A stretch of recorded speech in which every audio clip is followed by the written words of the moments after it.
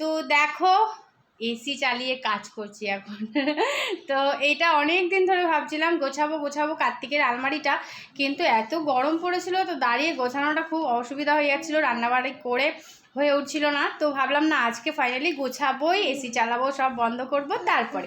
তো চলো দেখো সব নামিয়েছি। তো দেখো এই জায়গা থেকে সব নামিয়ে দিয়েছি। এই যে এই দিকে দেখো পুরো বিছানা ভর্তি, আর দেখালাম না ছেলে খালি গায়ে রয়েছে। তো চলো এবার আলমারিটা গুছিয়ে একবারে ফাইনালি তোমাদের সামনে আসবো। তো দেখো ফাইনালি এদিকে গোছানো হয়ে গেছে। আর এই যে এই ওপরটাতে এইটুকু জায়গা না, ছেলের কয়েকটা জিনিস রেখেছি, যেহেতু এগুলো ঠান্ডার জিনিস আর ঢোকাতে ইচ্ছে করছে না। আর এগুলো এই যে মা কিনে দিয়ে গেল, এই